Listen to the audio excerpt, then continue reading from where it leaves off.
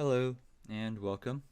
I am sitting here in Illustrator and wanted to talk to you today about the pen tool, most specifically in terms of creating shapes for Illustrator and making nice illustrations, having ones that work in the future and don't give us problems. And there's lots of ways to create something in Illustrator, but shapes are the foundation for the program as opposed to coloring like you might do in Photoshop or a paint program. So let's kind of think about how we work in this software package in the future, and this will kind of give some ideas as to why. But it is based around shapes. I'm going to use the pen tool for creating custom shapes, but I'm going to backtrack a little bit, just give you a foundation of what a shape is versus a painting. So let's get our rectangle tool here. We're just going to make a simple shape. And I've got it here. It's got a red stroke, green fill, random color choices. I come over here. I can use my selection tool. I can move it around. I can make it smaller, bigger. And basically what a shape is, it's a set of anchor points. And we can see that better if we get the white direct selection arrow. That'll give us a better aspect on how to look at it. So if I click on it, Control or Command plus to zoom in. And you can see we have 4 anchor points right here. An anchor point, anchor point, anchor point, and anchor point. And basically a shape is defined by how the path that creates it goes through anchor points. In this case it creates a corner. And each one is blue. That means they're all selected. So if I try to move something, they all move. If I click off, click right on the path here, there's a little bitty white dot inside of them. It's hard to see, but it's there. That means I can now take an individual anchor point and move it separately. That allows me to get more custom shapes and create something that actually meets my needs based on whatever I'm trying to draw. So it gives us some fun aspects to play with. That's the starting point. That's what you work with in Illustrator primarily, because it does not give you problems in production side. I can change the colors of it with the fill.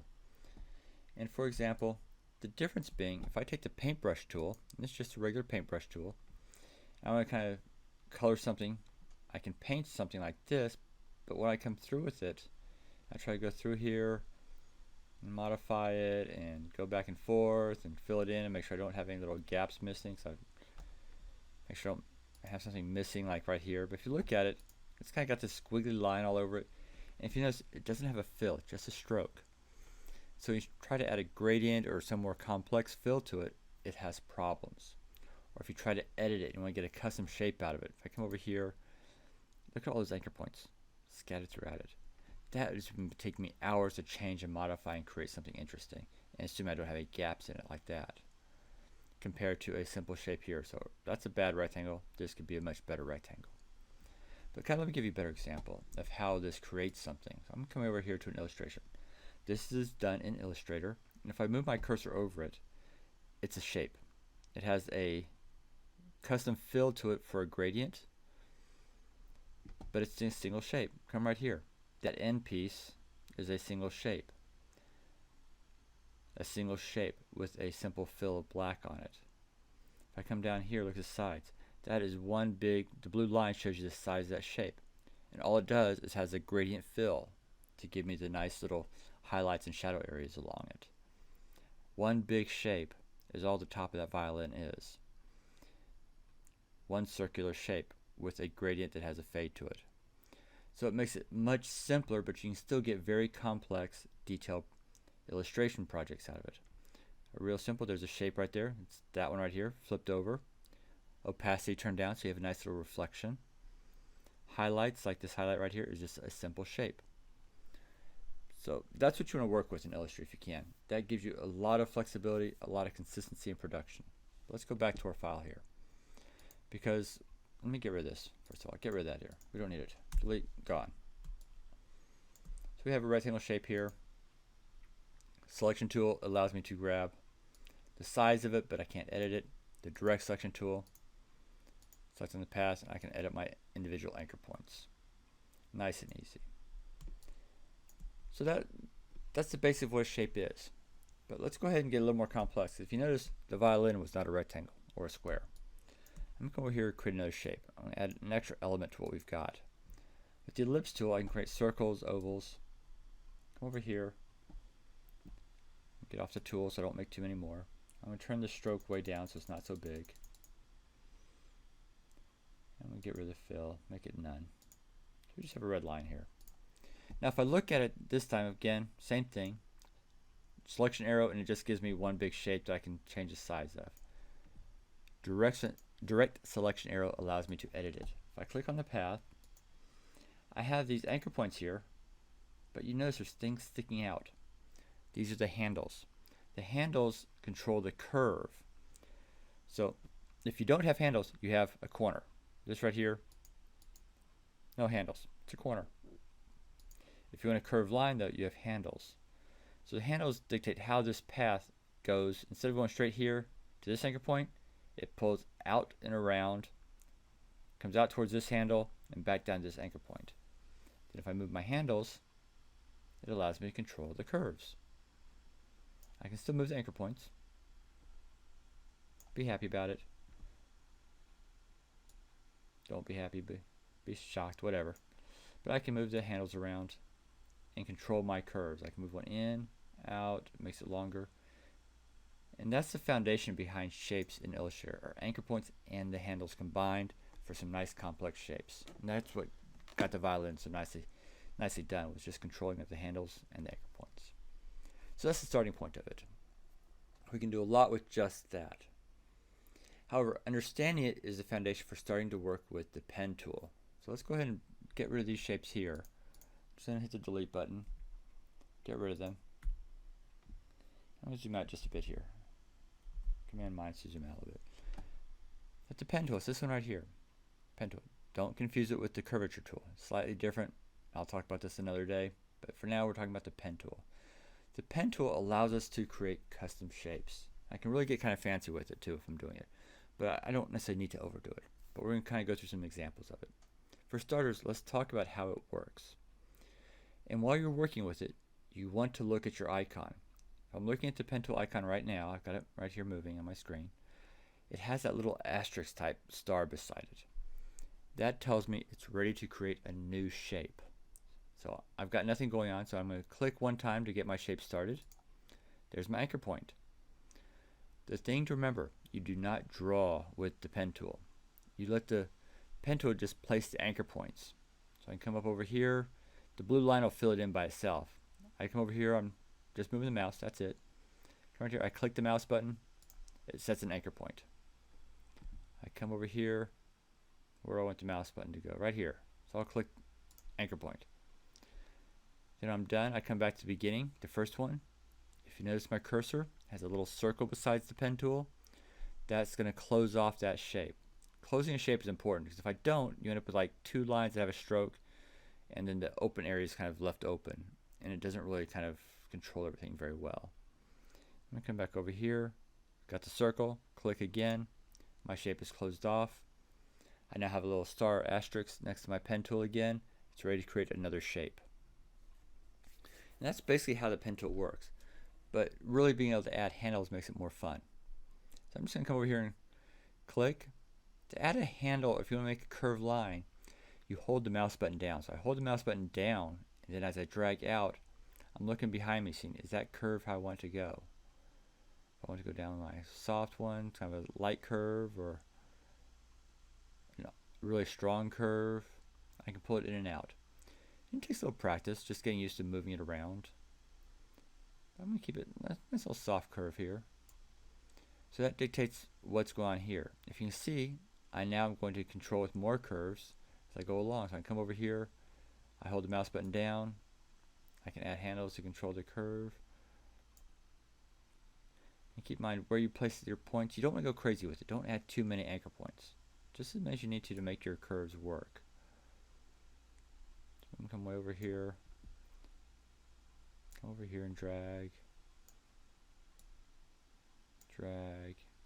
If I don't want to have a curve to it, I can simply click. If you notice when it leaves, it gives me a flat edge to it. So I have that flat side. Then I can close my shape off. And with your shapes, you don't have to have, I went back to my selection tool, you don't have to have a red line or line around it. You can always come over here to your stroke, give it no stroke, maybe give it a fill color instead. So we'll go with a light brown tan color. And we can now have a shape that way if we want to. So you aren't required to have strokes. And that's something that people also have to worry about getting past. But I have another shape here. I can move it around. And again, I can take my direct selection arrow. Notice back here I can move my anchor points around. I can modify the handles. Bring this back up here. Adjust it as I need to. Pull this back up here. Give it more of a sharp point down here. But it gives me a lot of flexibility with it. But the pen tool allows you to make custom shapes. That's really what it's all about. Coming up with something that meets your needs specifically. Now it's used in many different ways. One, you can create something just completely off the top of your head. Or maybe you come through and you try to actually draw something or create something based off of a real object. That's another possibility you have. Let me go ahead real quick. Take this, delete it. Take this, delete it. Now I've got this here. What if I come over here, File, Place, and I've got a few pictures here. I'm going to place a picture. Place that picture right here. Nice and big. So there's a chess piece, a pawn.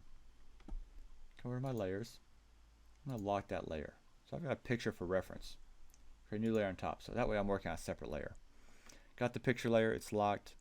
Not going to mess it up. Not going to accidentally move it while I'm trying to create something.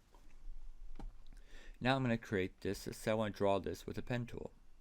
And we're not going to go through all of it, but we're going to get started with it. A couple of things to keep in mind. One, how many different elements are we going to draw? So for example, maybe we draw just the chess piece. Or maybe we're drawing some of the board. So I'm going to go through both parts. Let's go ahead and take the pen tool and let's start drawing. Let's draw the rectangle down here, the little square that the piece is on.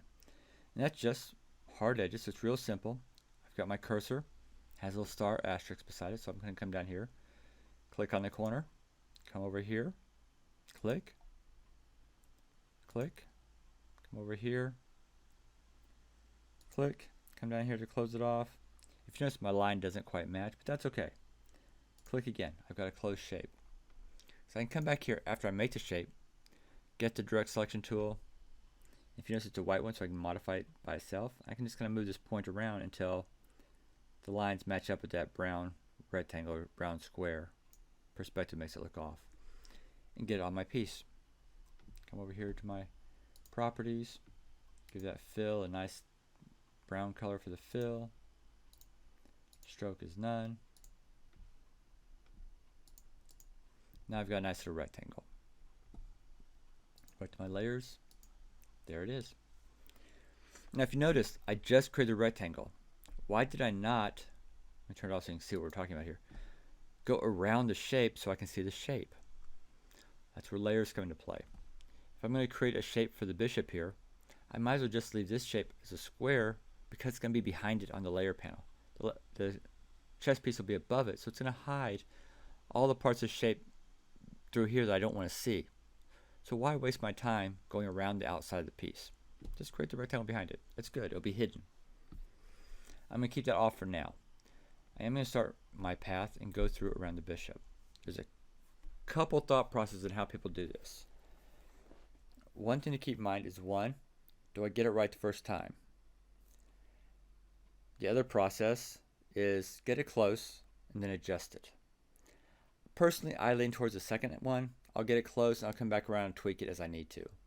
But there are many people that are try this again that are really good with the pen tool, and they'll get it right the first time around. They'll stop, go through the controls, and adjust each point along the way, and it all works just wonderfully for them.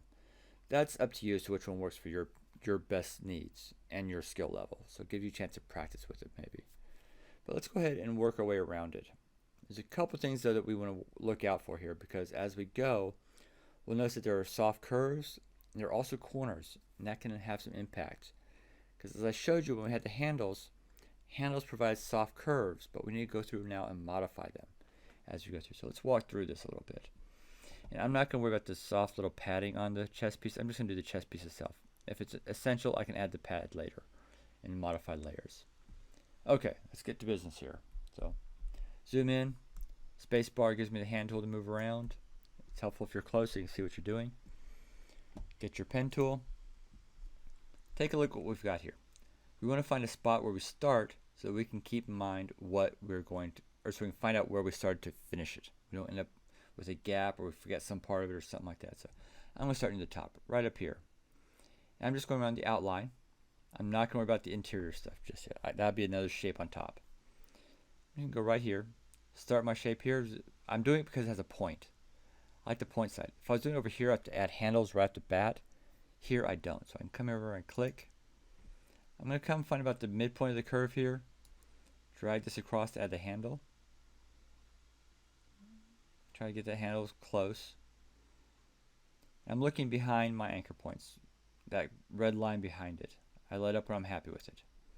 As I come down here, if you notice, I can kind of see how the line is close, so I'm good. I'll come down here, drag just a little bit, get a little bit of a handle on it, and we're good with it right there. That matches pretty closely. Now, as we're going, you see how it's starting to fill in with that brown color that I left it on?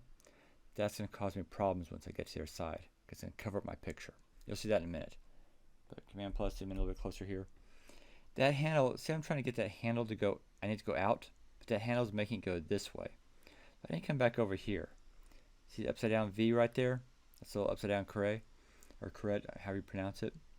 If I click on it, it gets rid of that future handle. So I can now come over here, and notice how it goes straight across, add a curve, that little curve to it. I come back, clear off that handle, and come back over here, do the same thing here. A little bit of a curve, clear that handle away, and it works my way around. Space bar to move it up. Down here I'm going to come, just kind of like the highlight of the high point of that curve. I drag down. It has a curve here, so I want to keep that curve.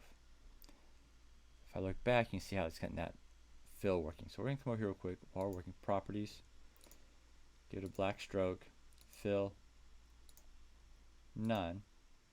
Click to make that go away. Now you can see how you can see our shape better now. I'm going to come down here. It's a big curve, but we're going to try it anyway. Drag the mouse, gives the curve to match. It's pretty close there. Let go. Now again, I don't need this one here, so I can come down here, clear it out. And this one's a much more subtle curve, so I'm coming down here, a little more subtle with it. Again, doesn't match, so clear it out. This is a pretty common technique as you go around it. Spacebar to move it up. Again, I can come down here and try to make that one big curve, but I'm going to come up on top. Just so I have a little bit of flexibility here, a little more control. That's pretty close right there, but I'm going to still give just a little bit of a control. A little bit of a handle just in case I need to tweak it later on. Get rid of it. Come back down here, add the curve. As we go through, we can modify as we're going. Let's say, for example, if I hold down the controller command button, I can modify this anchor point and move it around if I need to. And then come back and still continue my shape making. So if you need to go back and edit something, hold down the control button, move it around, and you can re-edit that part without having to stop making your shape. So that really gives a nice option with it. I'm going to show you another little tip here. I'm going to come down here. If you notice, I only have that curve is gone. Drag, and I can bring that handle back out. I can come back down here, drag this way. There is a second option. Notice how I'm getting rid of the handles every time. I don't have to. The other option, if I hold down my Alt or Option button, I can move this handle now separately so they don't form a straight curve like they are up here. So that gives me the ability, I'm going to use Control to edit it, to really kind of control my lines a little bit more if I really want to get fancy with it. So I can now control this one here, adjust this here, hold down the Control button, I can move this handle to match up. And so if you get really good at modifying that with the Control or Command button to edit, Alt or Option to break the handles so they're not permanently, see how that one's permanently straight across? Alt or Option will break those handles so that you can go different directions with them. I'll come back here. This one I'm going to break because it kind of comes down across here. Straight little line. Go back to the anchor point. Click on it. Get a big curve down here. Come over here. I'm seeing how the curve is straight here, but then it makes a little bit of slight change right here, so that's what I'm looking for. drag here. This is a little bit off, so Control or Command, move that right back on the shape there better. Come back over here and continue my shapes. I'm not going to get too greedy, I don't think. We'll try it. See, can I make it all work? Pretty close. Got in there, I'm going to break the handle off. Come over here, continue my way around. Come over here, drag up a little bit, make sure that curve matches. Notice I left that as a full, both handles on here. This one here, I can either move that handle or break it off. Let's go ahead, Alt to move it.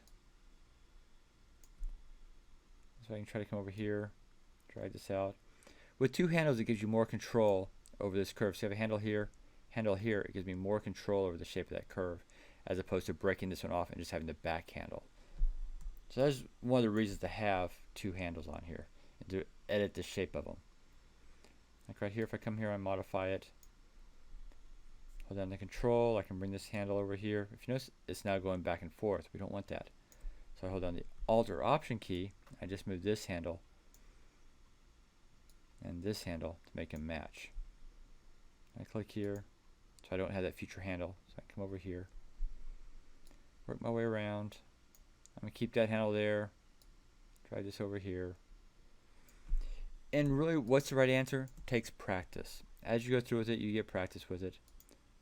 It's a small curve, so I'm going to use just one handle. If it was a big curve, I'd worry about two. But since it's a small one, just one. Same thing here, just one since it's a small one. Break it off since I want to go have a corner here. Work my way around. One big one here. Come back over here.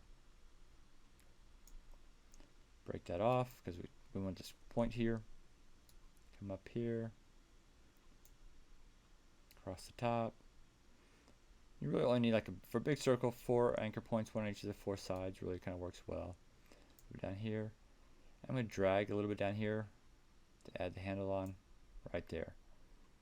It's all done. So the first thing I'm going to do now is get off the pen tool, because I do not want to go through and mess up my shape or add another shape to it. Go back to my layers. Turn the picture off. There's the shape of my bishop. Zoom out. So I'll give this path now a fill, a light tan color fill of some sort. Take the stroke away. You'll find that most things don't have a stroke around. If you look around real life, things don't walk around with black lines around them. Turn back on the square. So you can see the square is hidden behind the shape of the bishop. So there was no need to outline the shape for the bottom of the square, just make that line straight across. The bishop goes around it. And we had a nice chance to work with both handles, anchor points. We can move around it just straight up clicking as we need to go.